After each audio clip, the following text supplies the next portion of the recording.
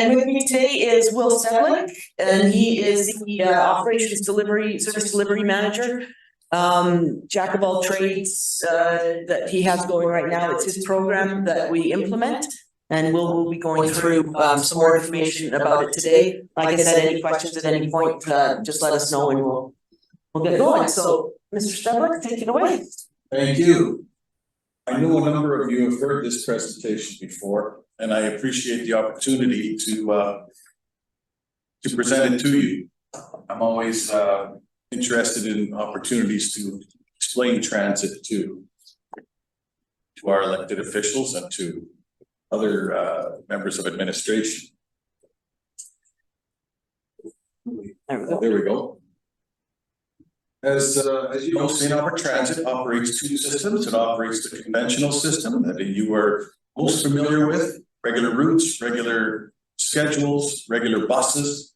We also operate our handy bus operation for those who have physical and cognitive disabilities and are unable to use the conventional. And under each, yes? So would on demand, because we offer on demand. Correct. So would that wouldn't be conventional or handy bus, right? It's considered under the conventional Is it? umbrella. Okay. Yeah, it replaces fixed route under the conventional umbrella during certain periods. Okay. So each component has a local and a commuter component, meaning that we have travel within St. Albert and travel to destinations in Edmonton. I don't know what's happening. There we go. And we operate these interrelated systems have to operate in perfect synchronicity with each other, which is probably our single biggest challenge. So who are we? We are an entirely municipal funded transit operation that provides two interrelated services, local and commuter. We have a fixed route, which is 7 commuter routes into Edmonton and 16 local routes. We have our Book a Bus on-demand transit, which we operate in the evenings when demand is lower, Saturday evenings, and all day Sunday to provide the local component. And then we, of course, have the handy bus, local and commuter. So we carry about 1.1 million passengers per year. The numbers declined significantly during the pandemic, but they have bounced back. As of September of last year, we had a tally of 10% over and above what we had pre-pandemic. So that was a good sign. October was about 6%, so it fluctuates. Yes? Do you know how many unique users that would be? Obviously, the 1.1 is repetitive rides by the same person. Oh, Do you have any data on how many unique users we have? we would have that data based on our ticket sales and cash. But Even a guess? I'd say casual users add up to about 25% of our usership of our ridership. So 250,000 rides are just casual? Well, casual, but perhaps sometimes a little more often than usual, but not enough to warrant a monthly pass. So they would buy tickets because they're only going downtown Once a week. twice, Mondays and Tuesdays, let's say. And the ARC card is going to get us better data as we. The ARC card will get us all kinds of interesting new data. Yeah.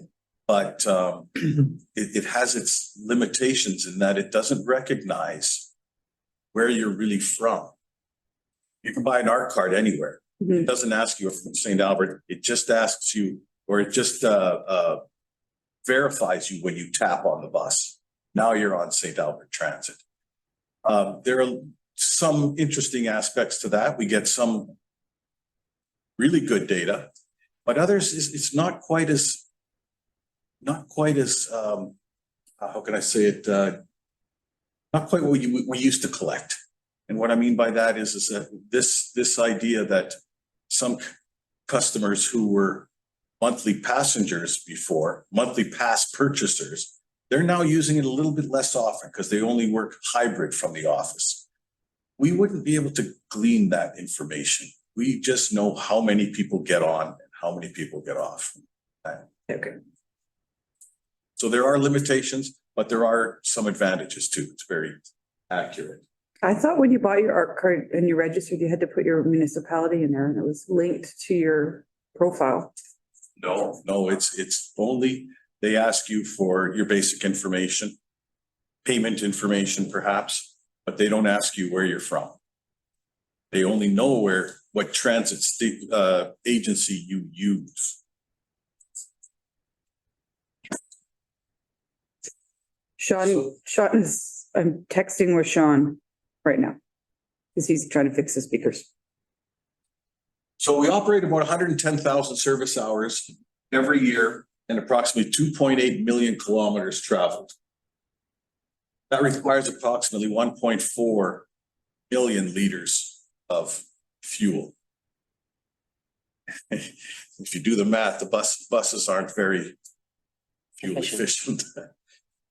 We have about 14 million in annual operating expenses. And at present, we have about 3.2 million in revenue. Well, so is that's about 25% cost recovery.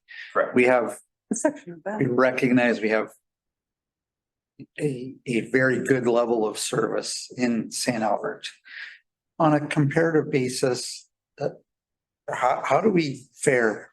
Or I have a slide that shows pre-pandemic levels of that. And I can show you, it's coming up a little bit later, how we compare to some other systems in Alberta. okay, We've always done very well yeah, in terms of our comparison with other systems. yeah, Except for Canmore and Banff. Okay, here's a slide that has changed considerably. Oh, I should use the most for the people on Zoom. they just, Jurist. This is our organizational chart. The Director of Public Works, of Public Operations, just at present, he's in an acting position. We have two managers. This is the manager of fleet and for Public Works and for transit. And this is the manager of service delivery, which is myself. The manager of fleet and Public Works has about 32 people that report to him, and I have about 9. The difference that we've had here is that at one point there were 3 managerial positions. Now there's 2. This particular position has taken on 2 portfolios in the last several years, Public Works and Transit. And so has the so we've been pared down a little bit, and it's been a bit stressful in the last few years. I think maybe just, before you go off on that, it's, I know I've said this before to council, but I think, the previous calculus was that there's no point investing because ultimately it will be subsumed or be transferred to the Transit Commission. Obviously, that's not where we are now. And simply a lack of investment over time equates to a bit of a digging of a hole because everything else grows around. So I would say that just for council, as we look at this, administration has got a sort of a priority look on transit investment holistically, including the organizational structure as a priority. Sean has asked us to pause for 30 seconds. He'll fix the speakers. Sorry? Just wait 30 seconds. They're gonna fix. There we go. E. Is that him or is that you? That's him. it's him playing. Probably.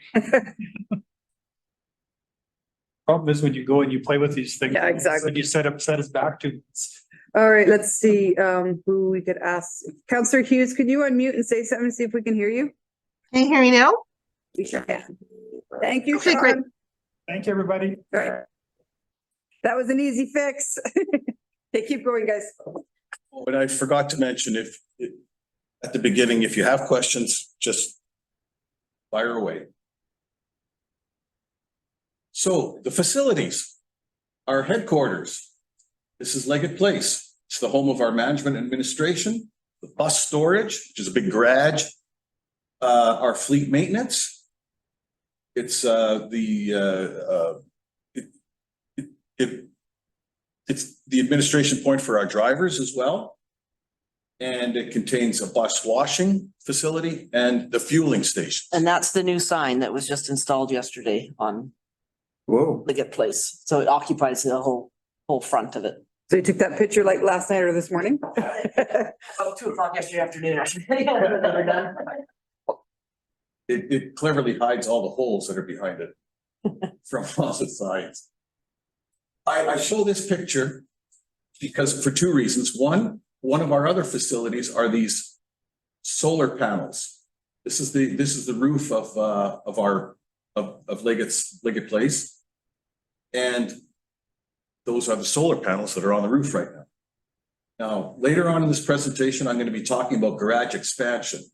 One of the elements we're talking about is, if you can follow along with my cursor, we want to bring the bus barn. This is the bus barn here.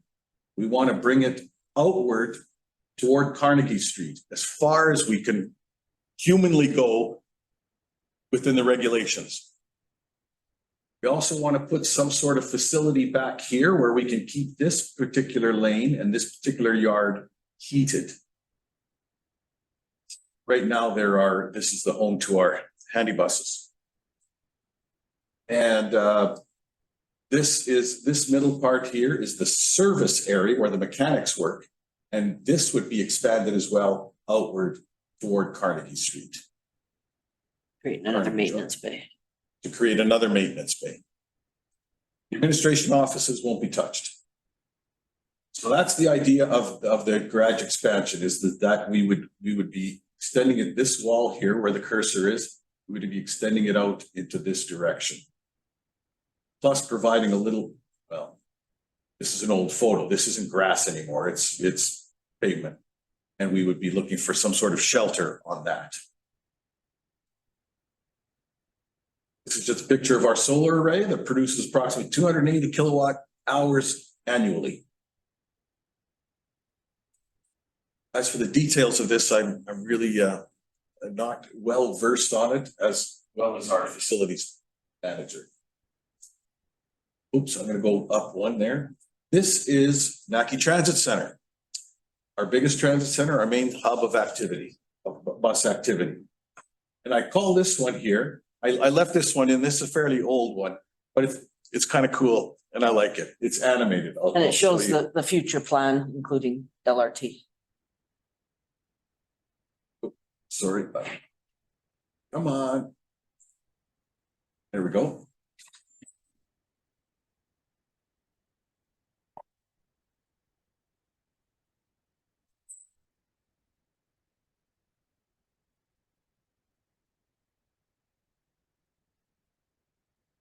There's also room on this site to expand beyond the current parking lot that there is now. And in some very preliminary discussions with City of Edmonton, potentially a land use or building share use where we could jointly use it for bus storage.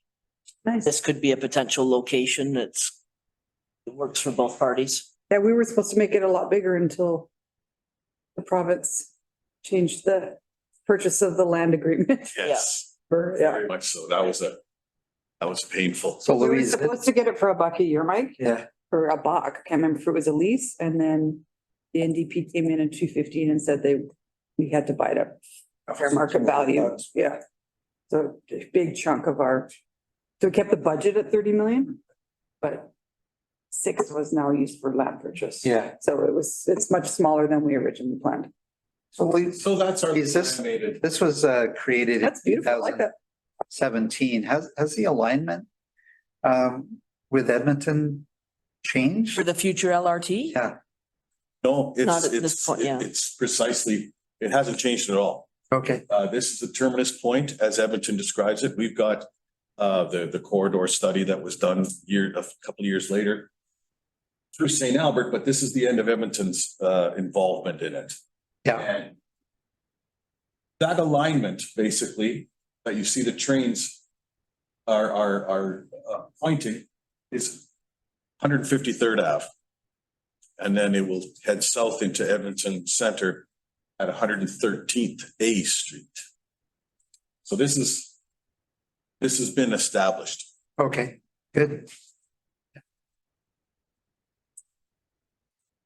St. Albert Center, our smaller transit center, but it is unfortunately the home where everything new has to go.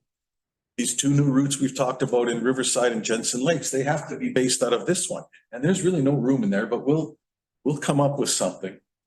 But this is leased. This red portion is leased from the St. Albert Center Mall, as well as these two lanes that I've indicated in yellow. This lane and this lane, which we use for our bus stops, they are on mall property. This green line is Rivercrest Crescent. That belongs to the city of St. Albert. So it's a very fine line, but we're leasing this land from the mall, and that lease comes due at the end of next year. I'll speak more about that. We have other assets. We have our bus stops, our shelters, our electric bus chargers. We have a forklift. We have a tow truck, a nice looking tow truck there. Our lifts, the ones that lift the buses up in the base. I mean, those are tens of thousands of dollars and very expensive pieces of equipment. We've got a pretty good operation inside our facility for maintenance. Mike, have you ever walked around there? Yes, a couple of times. Yeah, okay. Yeah. It's a good tour. Yeah. So our fleet, we have 60 conventional buses and 7 handy buses. And of the conventional, 20 are the articulated, the big ones that bend in the middle, and 33 regular sized and 7 of the electrics. The bus barn itself technically has a capacity of about 47 buses, and we have 60. Come to that in a moment. Well, those 60 conventional buses, are they interchangeable between the commuter and the local? Like, do they all do all the routes? They all do all the routes. That's exactly right. We make a lot of use out of our interlining practices. And that means that a large articulated bus could be rolling through a neighborhood. I'm sure you've heard those complaints. Well, that's my thought. I mean, if maybe only 45 of them were doing local. And I don't know, I'm just making up numbers. We've tried, Because then you could do smaller, because the local ones don't get the same capacity and I'm not talking short handy buses, but we've seen at conventions now, the 30-foot. 26-foot buses, is that the, yeah, some of those kind of things. We've on many occasions, we've sat down and I tried to identify how we could separate the locals Okay, completely from the commuters. And we've gone through that exercise and priced it out.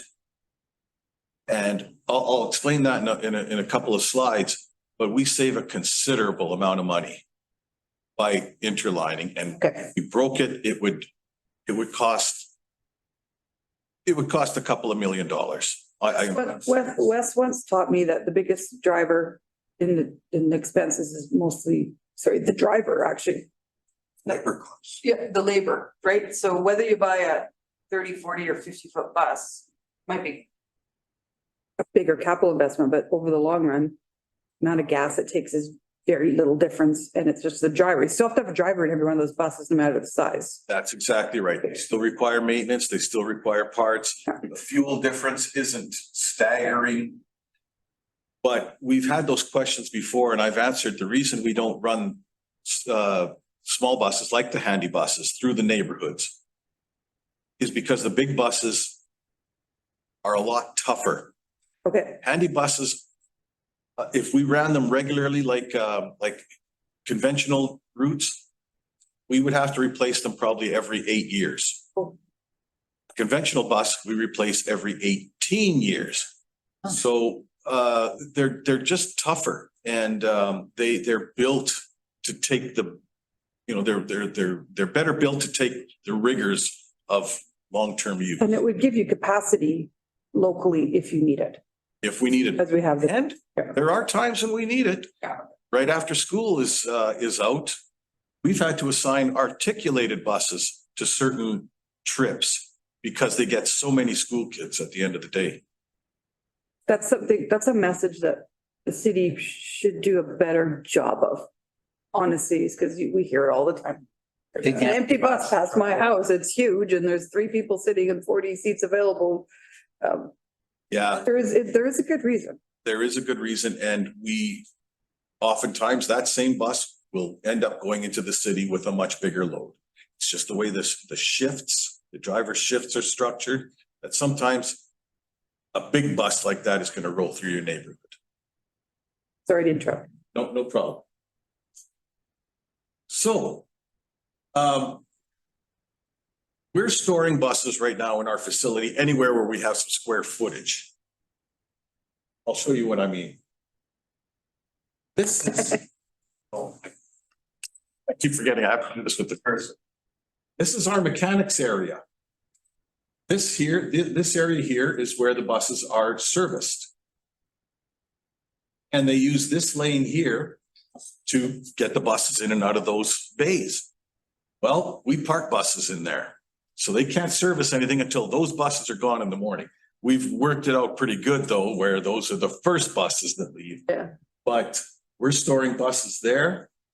This is our bus wash. And there's one bus and there's another one in the distance there. We're storing a couple of buses in the car wash, in the bus wash. The handy buses, they're outside. That's a problem because in the wintertime, they have to be started and then they have to be brought into the garage to warm up. Because the computers on board, the monitors on board have to be heated up in order for them to go into service. They can't just start them, let them run for a few minutes outdoors and then go. It takes a while. Plus get So the snow off. our guys do this ballet every day where they, as soon as buses exit, they bring in other ones to warm up. It takes The expansion you've approved, it'll be a welcome addition because it'll give us 12 bays out the front and an additional mechanics bay. So lots more storage. And- Should we change your title to choreographer? Oh, it's a ballet, well orchestrated. And this area here, this is the main bus garage. This is where the buses enter from the outdoors.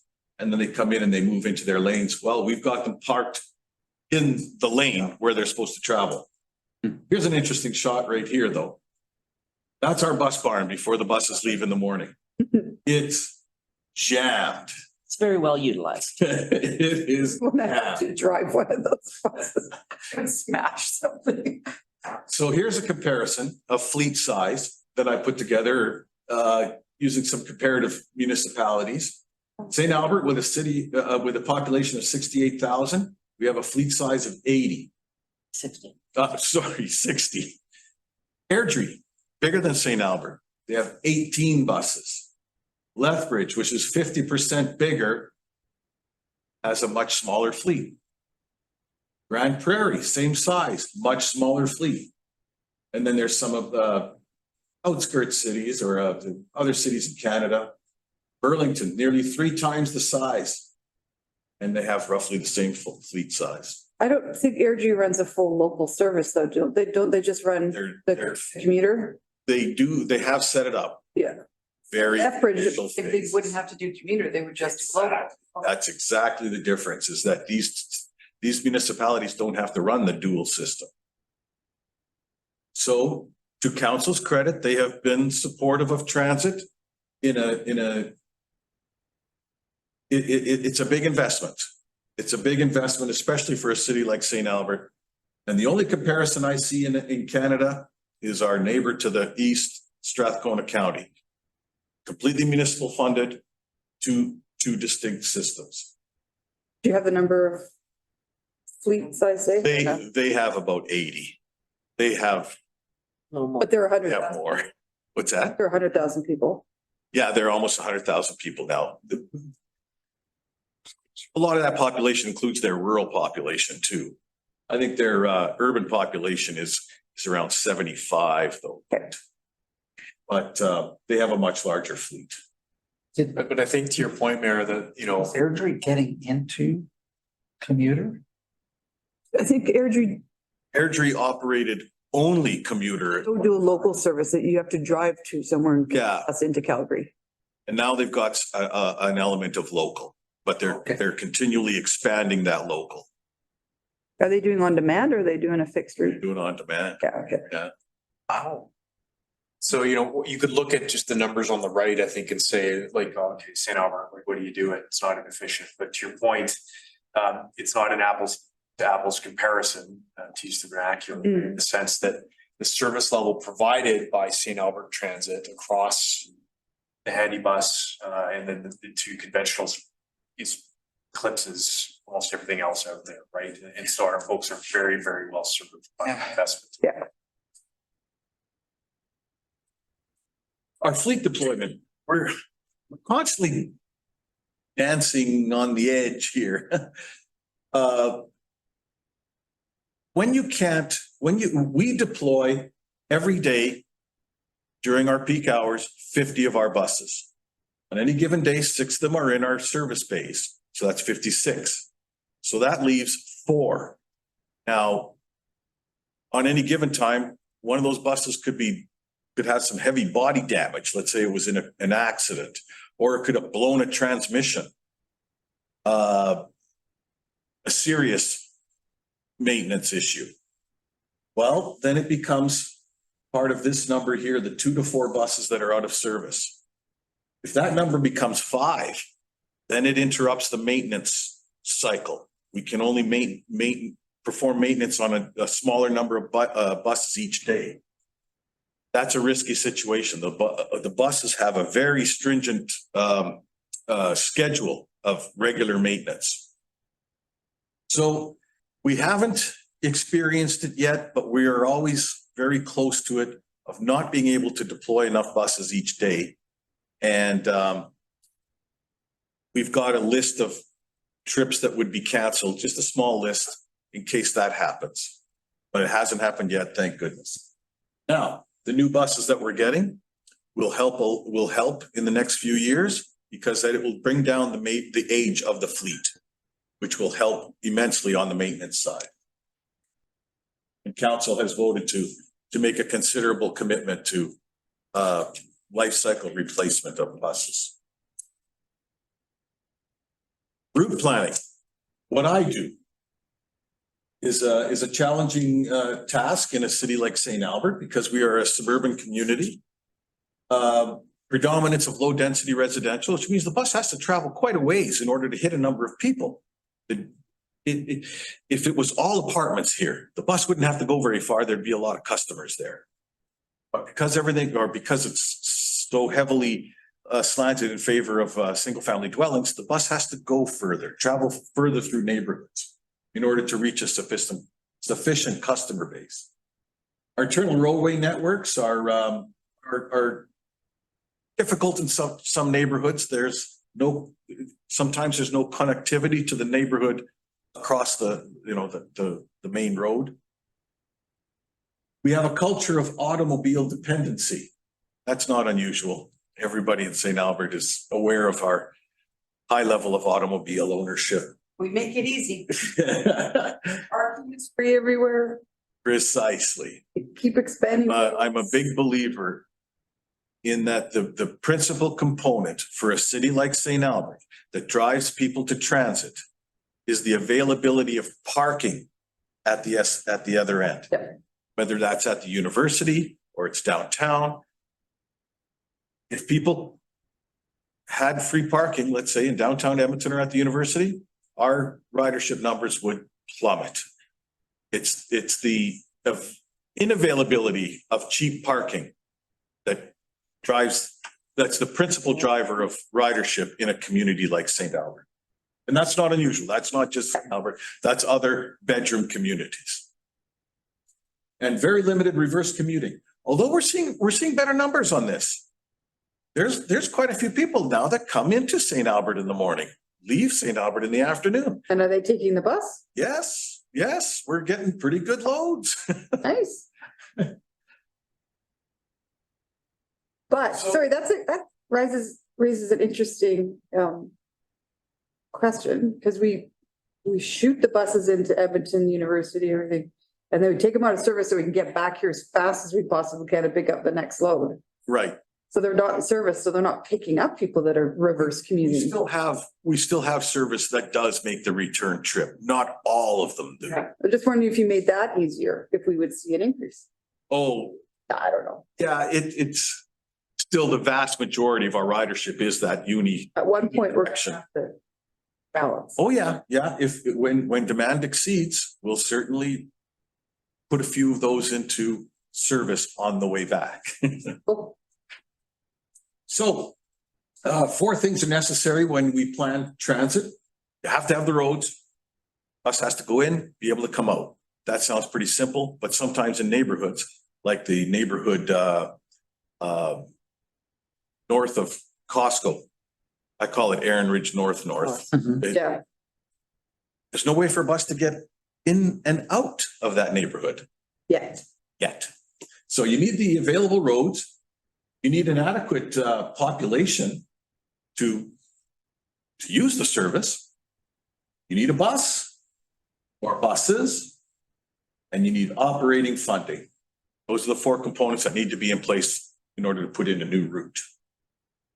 I got an email from somebody the other day complaining about transit. He's a regular frequent flyer. He said, nobody subsidizes my ride. He drives a car. I'd love to be able to say that we just spent 30 billion, instead of expend widening St. Albert Trail for cars. One lane might be used by the bus, but the other 5 are all for those. That's a heavily subsidized Exactly. transportation mode. All the street lights. Yeah. All the. Yeah. I don't get in arguments with this guy because but So we walk a delicate balance here. that's you. You know who I'm talking about, bro. Sorry. They've costed us at the.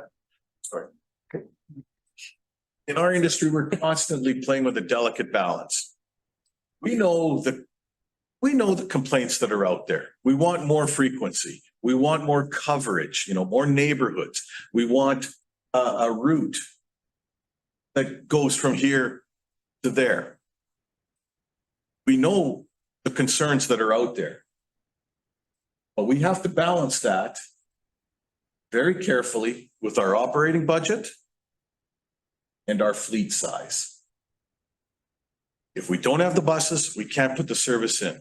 If we don't have additional funding to operate a route, we cannot put that route in. So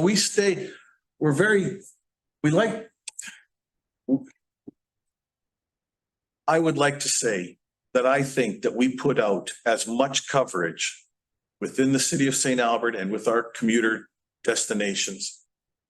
We provide as much coverage as our budgetary resources permit. And I know I'm speaking for myself when I challenge anybody to come up with a better routing system based on the budgetary resources that we have in place now. I know I maybe shouldn't have said that, but I wanted to. That's good for you. So I believe it doesn't work for everybody, the local network. I get that, but it is as much coverage as we can possibly provide. So expansion of service into new neighborhoods can't just be achieved by extending a route. You already have a route that's nearby, just extend it. Because in some cases, customers will complain that the route's now too long. It interrupts the schedules because now you've got longer travel time. Now you've got, before that route used to be able to conduct a route and get to the transit center in 20 minutes. Now it's half an hour. So to maintain the 20-minute frequency, you have to add a bus. It's expensive. So our efficiencies, this is where we like to think that we're practicing our roles very effectively. One is that we use this, as I mentioned before, heavy use of our interlining.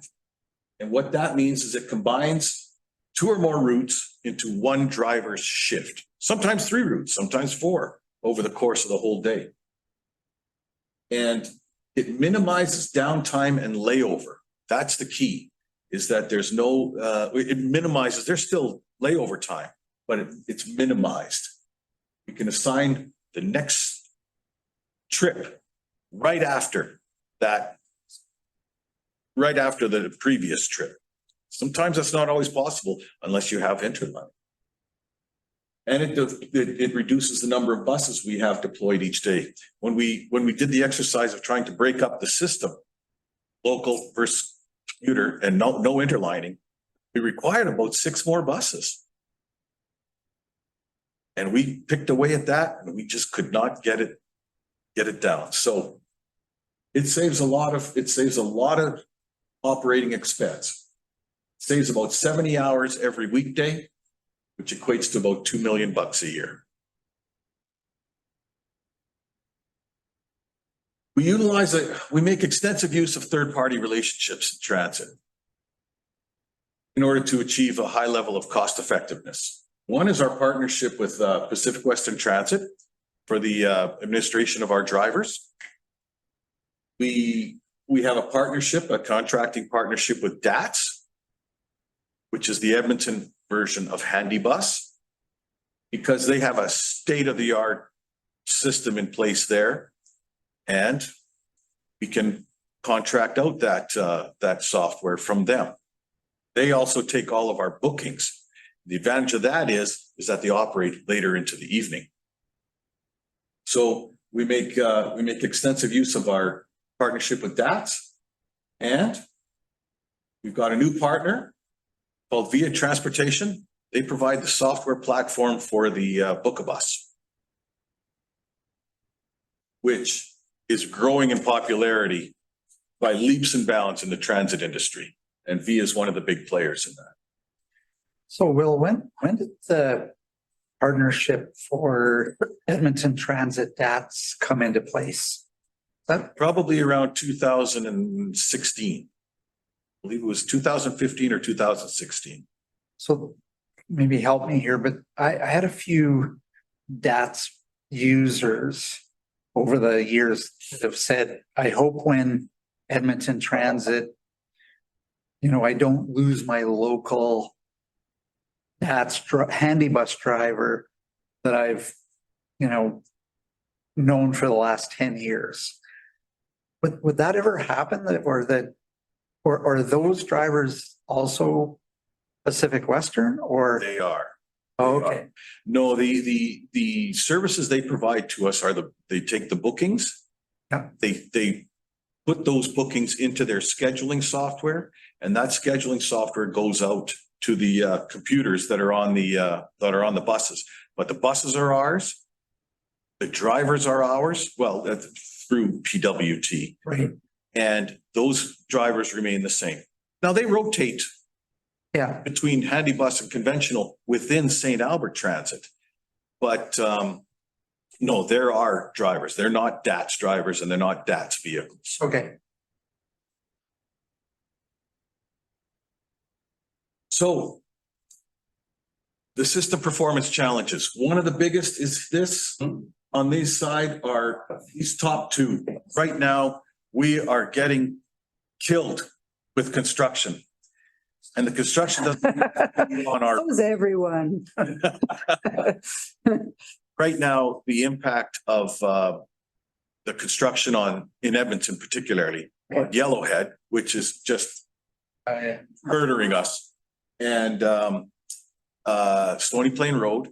Now, we don't operate on Stony Plain Road, but the traffic has migrated from Stony Plain Road onto Yellowhead or other corridors that we do operate on. St. Albert Trail is. It's awesome. It's awesome. It's just awesome. It's just. It will be awesome. All those nice little pullouts for the buses when they go Yep. to Costco. No, I don't mean St. Albert Trail. Well, but St. Albert Trail is St. Albert, but St. Albert Trail in Edmonton. It's just, the congestion on it is staggering right now. And we don't have a whole lot of options. And that's the unfortunate thing of our situation here is construction it's very difficult. It's a very difficult obstacle. Because remember, I told you all 20 of those routes have to meet at the same time. Collisions can be real challenges to daily operation as well. And of course, inclement weather. Especially ice, freezing rain.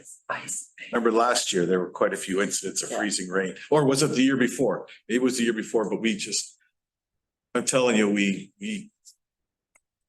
Did the it's just terrible. do the articulated buses have is it more problematic for them through the snow and ice? Very much so. Like We have protocols in place for severe weather, particularly freezing rain, where we very much minimize the use of the commuters within St. Albert.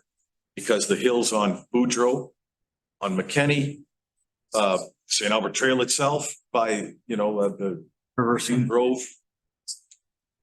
Yeah, they're problematic. And the articulated buses are rear wheel drives. So the they kind of jackknife. power is coming from behind the accordion part. That's a problem. If they were mid-wheel drives, we'd be fine.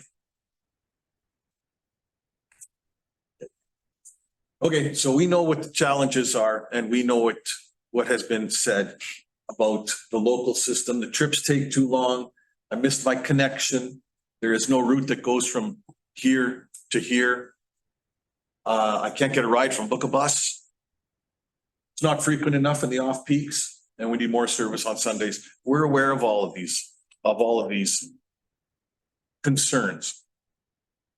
But many of them, to address them, for instance, higher frequency, is a considerable investment for the city of St. Albert. It would cost literally millions to double the frequency in the midday and evening. The commuter challenges, can't get home from West Edmonton Mall in the evening, can't get home from the university in the evening during the summer. Off-peak isn't frequent enough. The bus is late, I missed my connection. When you add service, you have to invest. And that means more operating dollars, perhaps more buses deployed. So again, we deploy as much service as we possibly can within our resources. We have lots of charters. The Children's Festival, the Rainmaker, these are all important events in St. Albert, and we support them. They're all within St. Albert. We support St. Albert events, yes. So of course we had Declan Fawcett, right? Was that- Yeah. Talk about getting buses, to hockey games and. Yeah, Yeah, so, and I think we've been asked in the past for Heritage Festival or, well, Heritage Festival is kind of taken care of now. is it? Edmonton Transit has asked us if they could make use of NACI for a number of events. We, of course, said, by all means. Heritage Festival is one of them. Okay, So we will have a park and ride from St. Albert, from NACI to the Heritage Festival. It benefits them too. They're glad to do it. We're glad to have them. And also to football games. The Oiler games, Last Elks game I went to was via Naki on a Okay. MTS bus. interesting, but not hockey, that's not hockey, not yet. We also had a big event, what was it? The one that they were parked out on Campbell. Oh, the Heritage Classic, the hockey game, the outdoor hockey game. Yeah, okay. We got compliments from Edmonton Transit because it was so popular. I mean, it was jammed. That's good news stuff. That's a very good news story. So our fares, they're the highest of the big three in the region. Just back up. Do we Sure. provide service to the air show? We didn't last year because Edmonton got back into the game. Oh, But the previous, I won't say 3 years because sometimes they went every 2 years. The yeah. previous 3 air shows prior to this year's, we provided a level of service, a park and ride to Villeneuve. And they weren't highly utilized, but we provided them for 3 air shows. And then Edmonton said they're getting back in the game. So we said, hey. Okay, yeah, good. So there were Edmonton buses traveling up down St. Albert Trail. I didn't even notice. No, they went out to the Henday, And then, and down to Yellowhead and over to Highway 44, is it? okay, So others in the region, Leduc, Spruce Grove, Fort Saskatchewan, they have fares that are higher than ours, but they're very small initial system. But of the three big established ones, we're the most expensive, but not dramatically. And, you know, these organizations, especially Edmonton Transit, they have the luxury of size and volume of ridership. so can I ask a stupid question maybe? Sure. If I'm in Edmonton, a St. Albert resident, sorry, and I want to buy an Edmonton monthly adult pass for $100, is that, do you get an art card? You would now, Okay. so and you wouldn't, What prevents them from moving to St. Albert and using that art card? the ARC card knows. It knows that you're getting on a St. Albert We transit charge bus. St. Albert rate. And we automatically charge the default of our fare. Okay, And let's say you're an Edmontonian using our system, you get on in downtown Edmonton, but you get off, you know, somewhere along St. Albert Trail at Sherbrooke neighborhood. okay, When you tap off, you get charged the Edmonton fare. right. Because that's how it knows you're just traveling within Edmonton, you'll be charged Edmonton fare. But if you get on a St. Albert bus, you're gonna be charged the St. Albert fare. That's how it knows. And if we'd stayed with the commission, there would have been just one monthly fare. Now, I think that would have been a little bit further down the road. Okay. Because to have a regional consistent monthly fare would have meant that we'd have had to either drop our costs, our fares, or Edmonton would have to raise theirs to get a balance. And Edmonton wasn't interested in raising theirs, so we'd have had to lower ours. And that was, and same with the Strathcona. Okay. So it was always a kind of a contentious issue because to come up with a regionally consistent fare meant that somebody had to give a good chunk of their fare revenue. Nobody was really interested in doing that.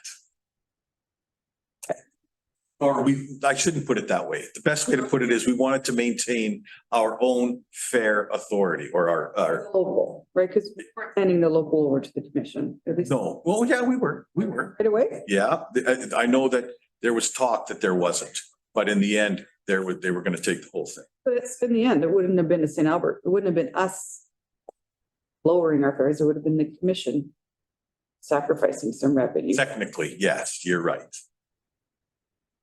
But the bill they'd have sent us would have been for. Our biggest revenue source is UPass, and it is a big portion of our revenue. Right now, it's around 62% of all of our fare revenue is through UPass. Wow. Used to be a 50-50 split. Now it's higher. That's since COVID. So it used to be around 50%. Now it's around 62%. And I They wonder, are a big player. and I wonder how many of those kids that pay through their tuition actually use the bus. Well, we're getting big loads. We have overloads and our ticks that are full and we transport a lot of students. Good. I think NACI has helped a lot with that. Right. Our students in this town, I want to take the Ours. local, yeah. but again, they don't have the ability to park at the university. We all remember the emails we would get when we were over by the hotel, right? Oh, I know. Students mostly, I have nowhere to park. I miss my bus. Yeah. Yeah, so they go down to West now. Okay, tech, we are loaded with tech now in the transit industry. We've got the heartbeat of transit, as I call it, that's my words. The scheduling software, which is the heartbeat of any transit system. Everything feeds from that. But just as a note, we've got one guy in St. Albert Transit that knows how to administer Wow. this software. Might want some redundancy there. Yeah. So we have to hang on to We're it. getting there. We'll get there. Give a big hug. Transit Master is the Time off. real-time beast that everything feeds into. It's controlled by Edmonton, but it's the regional real-time information. We have GTFS, which stands for General Transit Feed Specification. That's what Google gets. And we communicate with Google. Emails go back and forth. So that's pretty cool. Video and audio surveillance, which has been invaluable, and it's on every transit system now. Fleet management, handy bus on bus, on the buses, and our Book a Bus platform.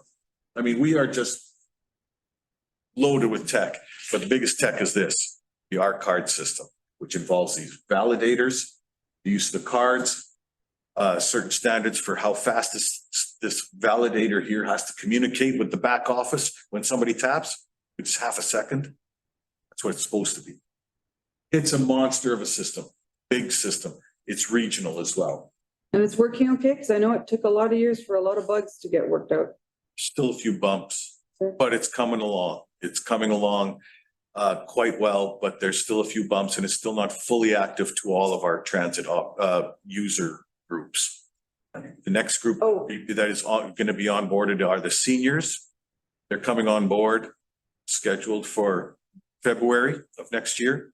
And then our low income ridership is slated for March. I'm sorry, beginning of April of next year.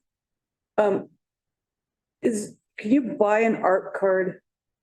Where can you buy an ARC card in St. Albert? NACI? You can buy them through the software, or sorry, the vending machine at NACI. Okay, Vending machine at NACI sells them. There are a number of retailers that sell the card, just like you would sell it. You've seen a couple of 7-Elevens with all those cards they have on display on the wall. Some of them sell our card and you'll see them hanging there. can you get one in the lobby of St. Albert Place? Yes, you can. They sell them downstairs. But we still have to take cash because if, I've been told by leaders in the industry that there will never be a day when you can't take cash. Cash will always be a cash is king. payment. You'll No never be able change. to get away from it. Okay. Handy bus. Sometimes we get asked, is your ridership back up from pandemic levels? And we say, not only that, they're over by 45%. We're operating 45% more, or providing 45% more rides than we did pre-pandemic. That's a huge increase in handy bus ridership. It's becoming very, very popular. Well, what's the qualification process to be able to ride handy bus? You need an application. The application has to be processed by our handy bus coordinator. A personal visit is usually part of that assessment process. You have to get a note or a verification as part of the application from a healthcare practitioner, doctor, nurse, that says you have a physical disability or a cognitive disability that whereby you should qualify for handy bus ridership, where you're escorted onto the bus. It's a guided, an escorted type of service. So you have to go through an application process approved by our handy bus coordinator. A medical practitioner has to verify, and then you're issued a membership card with your picture on. Would all our other buses be mobility accessible? I mean, Oh, absolutely. The buses on the conventional transit system is percent of them? 100% accessible with wheelchair or walkers. But you don't get the hands-on service. Any buses? From the- But X. Exactly right. And remember, handy bus is to the door. The conventional transit is to the bus stop. Right. And will the ridership, does that include your aid? So if a senior has a live-in aid that gets them on the bus, does the aid get to ride on the bus as well? Yes, but that's not included in the ridership. The ridership are just simply trips provided. If there happen to be two of you, we record it as one trip. Oh, but yeah, if you have a companion. Yeah. We have a term for it. It's a mandatory companion or a non-mandatory. If you need to travel with a mandatory companion, which many of our riders do, that person rides for free. If you're just bringing a friend with you, yeah, that friend has to pay the fare. Mhm. But if you need to be accompanied by an attendant, that attendant rides for free. Excellent. Okay. So, council does have ultimate authority over the service that we provide through two things. Our service policy, which tells which identifies the frequencies, minimum frequencies, when during the day we operate, rules of that nature. And then there's the bylaw, which in essence creates transit and identifies how it is to be operated, responsibilities of the director, and the use of third-party providers. So council does have approval or non-approval impact onto these documents. Here's the comparison that you were referring to. This is pre-pandemic because I wanted to use solid numbers that weren't influenced by transit systems that were still recovering from pandemic levels. St. Albert operates at what we call this RC ratio, stands for revenue to cost ratio. That's how much of the service is actually paid for by the revenue we receive.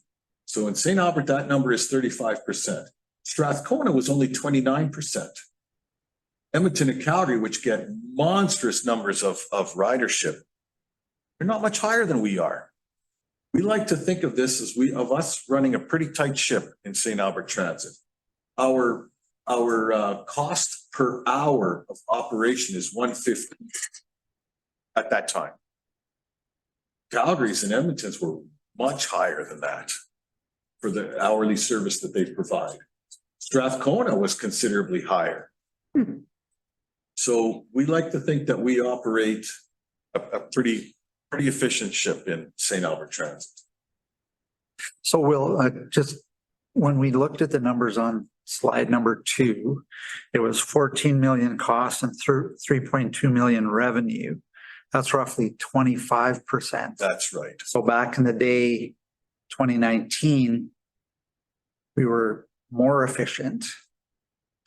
Yeah, a couple of things have happened. I believe that our revenue has been impacted by the nature of travel now, and COVID played a big factor in that. Downtown travel isn't what it used to be. Yeah. Yet we still have to run the service. And I use the example, what if we had 30 people on that bus? Now we've got 20. We still have to run the bus. Yeah. It's 20 people. Yeah. Yeah. So the amount of revenue we're getting for downtown ridership has come down. There's no question about it. The number of students we're carrying, our students ride for free. So we've granted free travel to a number of user groups now within St. Albert, particularly on the local. And that has impacted revenue to a degree, which everybody knew was going to happen. And what was the third thing I was going to mention? Oh, the low income ridership. I don't know if I'm using the proper term, but if I'm not, excuse me, has really risen, and they get transit free locally and at a much reduced price conventionally, or commuter. Yeah. So we're giving out a lot of free or lower priced transit than we did previously, plus the impact of downtown ridership has hurt the bottom line. Yeah. And I think that's pretty much the case industry-wide. At the convention recently talked about that. We are hardly alone in that regard. There, almost every transit agency has faced the same thing. Okay. So our operations, when we ask for stuff. I think there's a hand up on. Oh, sorry. Oh. Thank you. I have to go to another meeting. I have a conflict at 2:00, but I had a quick question if I can kind of backtrack a little bit, Will. The electric buses, are they getting the charge that we were anticipating for the charge time, or how many times are we charging them a day? We are not getting the duration out of them that we that we were told they could do. Okay, And we are not getting that kind of duration from them on a day-to-day basis. We have to bring them back and recharge them in the middle of the day. And so how many that's- kilometers are they getting between charges? Between charges, probably in the neighborhood of about 150 kilometers. And then it has to be recharged, or at least topped up. Because it can't go through the whole day. So Edmonton's about 117 and we're about 150? And we were told it would be a lot higher than that, right? It was like over Told. 300. Oh, yeah, we were told it would be in the 300s, yes. Have we So talked to that- the manufacturer about that or? Because I mean, they obviously promised more than they could deliver with what they had for batteries. Talks have taken place with the manufacturer till we're blue in the face. We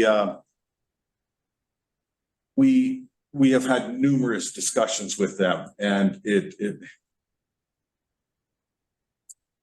a strained relationship. Let's just say that. Sorry, I That's okay. And even the life of the batteries, are they making it the same? Obviously, they're not working as well as we thought, but are they even lasting as long as we thought they would? we were told we could get approximately 18 years out of them. Okay, We're gonna be lucky to get 12. good to know. Okay, I have to go because of conflict, but I appreciate the time. Thank you, Will, for the presentation. I will, are we gonna get a copy of this recording later or is it on YouTube right now or? Yeah, it's recorded. We'll be sharing that. Okay, We'll give you- yeah, make so sure I'll just, folks get their copy. I'll watch the rest of it later. Thank you.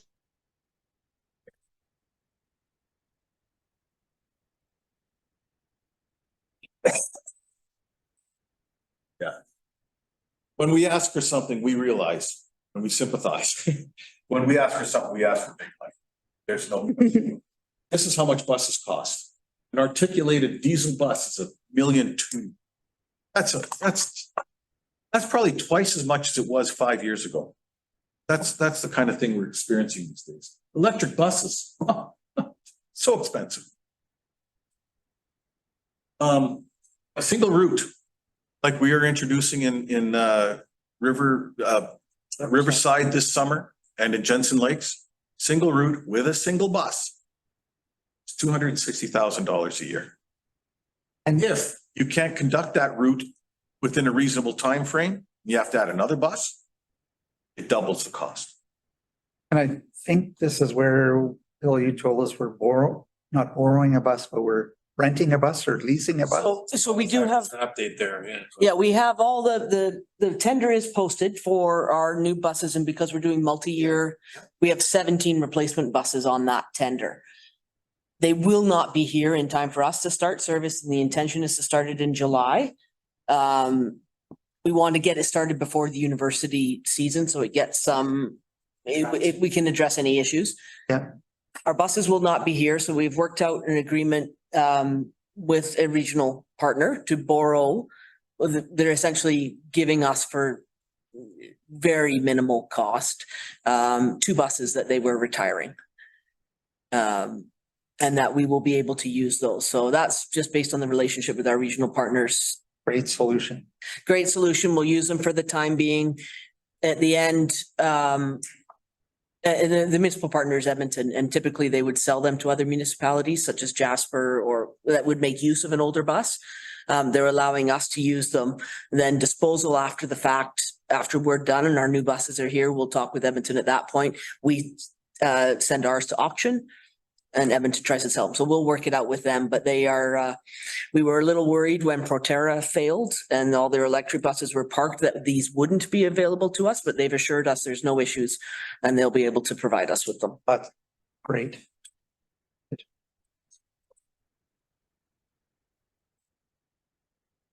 And the facility expansion at Leggett Place, that's a big challenge for us. We need to store buses indoors, especially in the wintertime. They need to be secured. Buses don't have locking systems like cars do. They can be secured, but if you wanted to break into a bus, you can do it, unfortunately. So we need the security and we need the warmth, particularly in the wintertime. All the electrical components, it's a big challenge for us. growth and investment has been on hold for a number of years. These are challenges that we face now and in the future. Repair and maintain and replace, this is a big challenge now because there was a year early, just after 2005, I guess. We must have got some incredible grant money from the federal and provincial governments because we bought a swack of buses. And now They're reaching. they've reached 18 years. So additional service and maintenance personnel. This is an ongoing problem. As the fleet expands, we need service staff we need mechanics and the people that clean them and fuel them up. And is it fair to say, without jumping too far down the rabbit hole, I mean, the mechanics, that qualification is a premium. Attraction and retention, right, of heavy duty mechanic, very much so. Very much subject to the boom bust cycle in the province, yeah. Yeah, it's very challenging. We sell our system, our little system here as a great environment to work in. It's regular every day. Some family men or family members or family people, they like that and they will prefer to work in our system. Maybe they live here. But there are a lot of opportunities for heavy duty mechanics to. And actually, we're make at, money. Transit just secured their last vacant position. That new person will be starting the 18th, I believe, is going to be their first day. And then Transit is fully staffed for mechanics. So that's really good. And like a lot of these are slowly being addressed, right? And we'll be bringing up more over the future years, but we're getting there. That's it. I know I went over, but it was fun. And we do have like electric now. The future fuel, we don't know quite what it's going to be. It could be electric. It certainly could be improved electric. There's going to be biodiesel. There's hydrogen that's being tested right now in Strathcona and Edmonton. Our new facility, when we build it, we will look at whatever type of potential fuel that we'd be going to and make sure that that's available when we do the expansion on the building. Certainly, if we go into partnership with Edmonton, there's lots of things to come that we just don't know yet.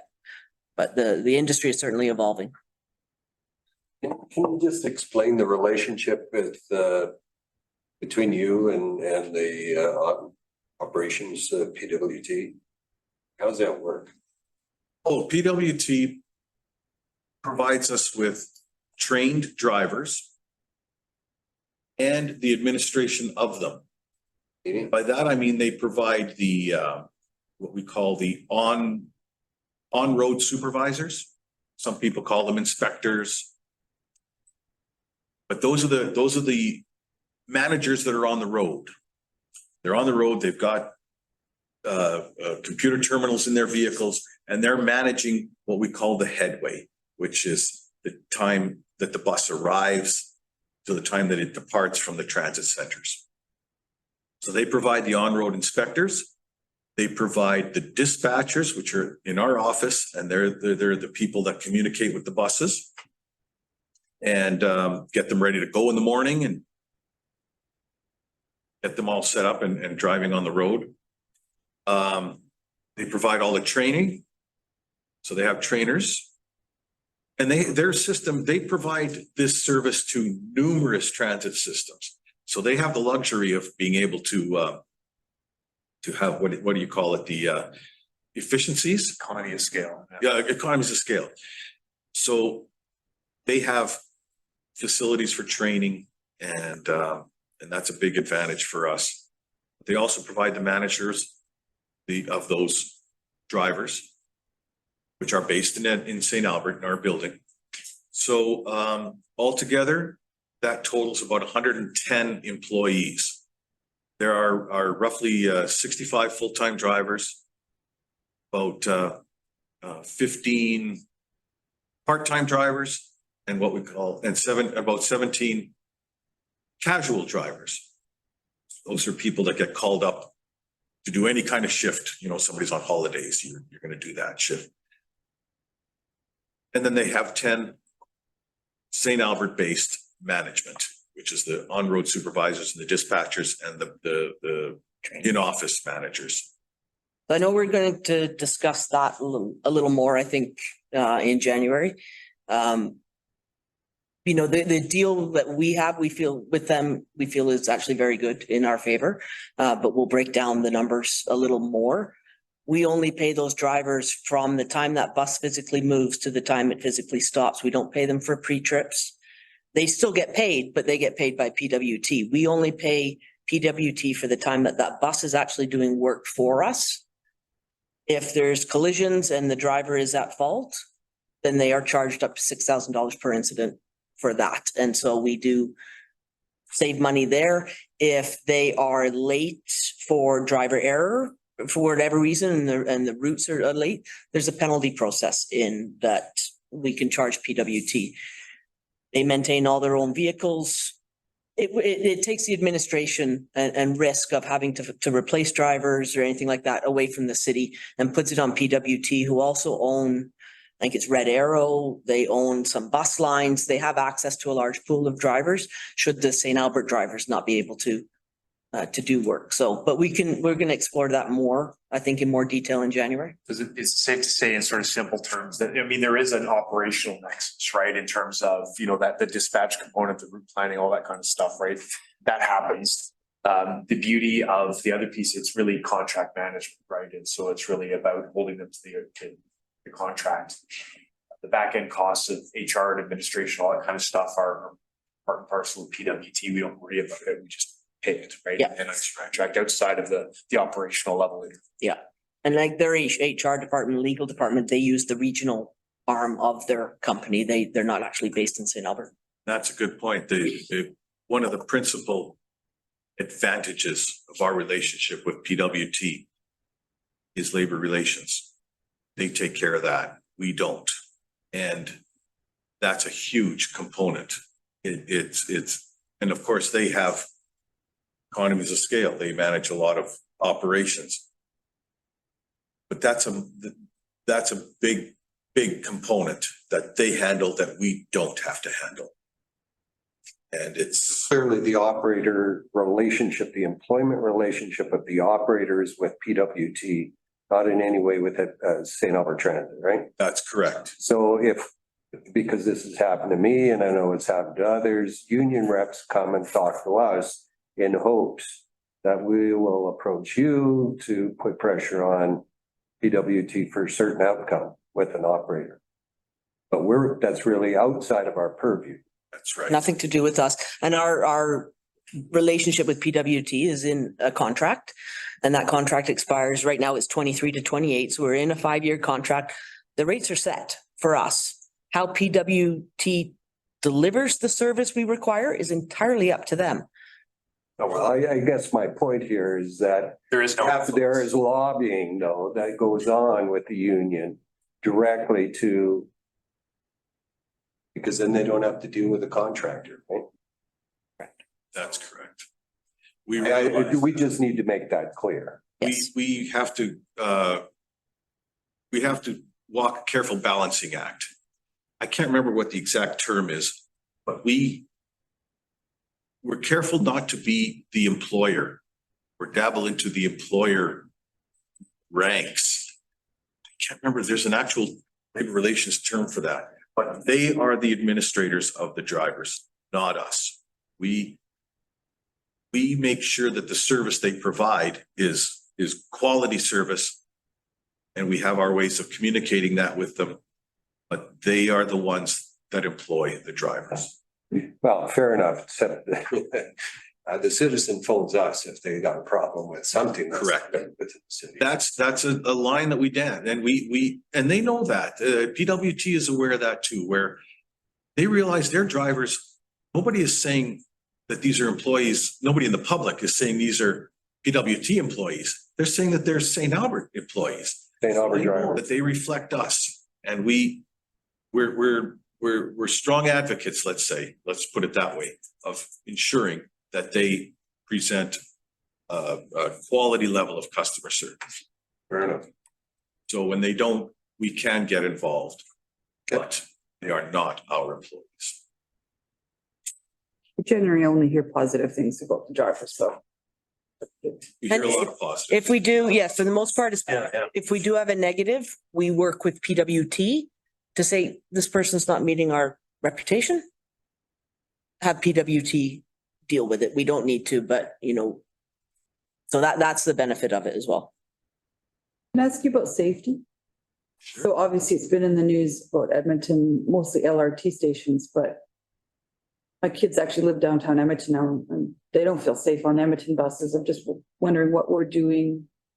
Do we have the same issues and what we're doing for security?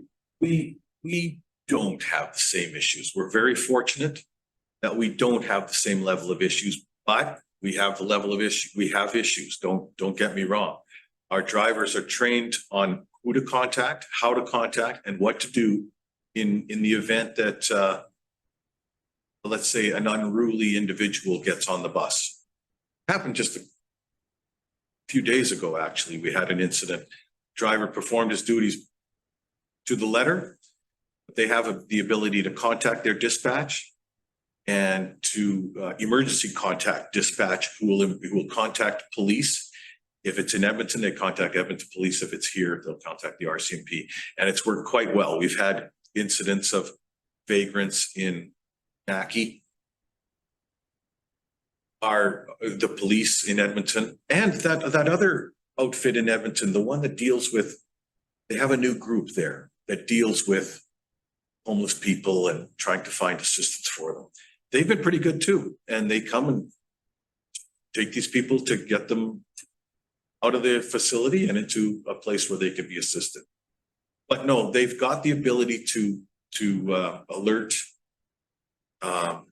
authorities on a very short notice. Edmonton has that ability too, but Their incidents aren't happening on the bus. They're happening on the LRT platform. exactly, Yeah. their ridership on buses in Edmonton has regained back to pre-pandemic levels, but the ridership is still down because the LRT isn't being as used as it was. For that reason, but people feel a little more comfortable on buses than they do on LRT trains. Even Edmonton would admit that. Shelley's got her hand up, but before I go to Shelley, just one more thing on that is cold weather protocol. Are we still instructing the bus drivers to super cold, pull over, let somebody in distress on the bus and Part of our process. Okay. Yes, that's on our website. Is what that process. I think it's fantastic. Extreme weather either way, actually, too, right? Yeah, okay. Hey, Councilor Maskey, go ahead. Thank you. I just had one question related to the up to $6,000 you would charge a driver in an accident situation. Is that not covered in insurance, and who's charging that? Is it the contractor? Because that seems like a detrimental amount to a driver that earns, what they earn. That would be quite a hit for any person who would probably be stressed anyhow. So it doesn't seem like a labor relations tactic that's suitable, but So, can you elaborate, please? so the 6,000 isn't charged to the driver themselves. It is charged to PWT because they're responsible for the operation of our buses. And it's only up to 6,000 if the damage warrants it. If it's a broken mirror, because our deductible is what, 500,000, I think, or something. It's some insane amount on the deductible. And so if we have a significant damage and a bus is written off, it's still only $6,000 charged to PWT. Okay, they're not so passing that on to to the the driver driver. then. The No, driver it's called- doesn't feel it at all? The cost isn't forwarded onto the driver. Okay, That's that's all. company. Thank you. Hydrogen. So I know Edmonton and Strathcona are piloting. They're piloting. And we're just We are watching? Watching very, very closely. Okay. We have high hopes for hydrogen. Our fleet manager is he's quite excited Keen on about it. hydrogen. Were we asked to participate in the pilot? No, we weren't. But I'm almost glad we weren't. Yeah. I'd rather them exercise their ability to test the buses. Besides, there's also another thing with hydrogen buses. They require some retrofits in your facility. There are a lot of requirements that your building has to meet in order to accommodate hydrogen buses. I'll use the term because I don't know a better one. They almost have to be bomb proof. And Our building isn't like that, so we'll leave the testing to them. And if it's proving very successful, we'd be happy to get on board. Yeah. I'll be curious. How long is their pilot supposed to go? I'm not sure. I don't think they even know. They have said a 2-year, Year. but I think that it's gonna go on as long as they need it to go on to get a really good assessment. I think to Will's point, you know, it's a hydrogen bus is one thing. It's the infrastructure to support Yeah. the refueling and the hardening of, I think that's, And we've already invested some infrastructure into electric. not to say it can't be done clearly, but you know, it's not insignificant. And so that's a big consideration. Any other questions? You're good, Shelley? We're good? Yeah, great Thank info, you. Yeah, I was just trying to give you a brief overview of how the system works. nice casual flow of information, Louise, and Will.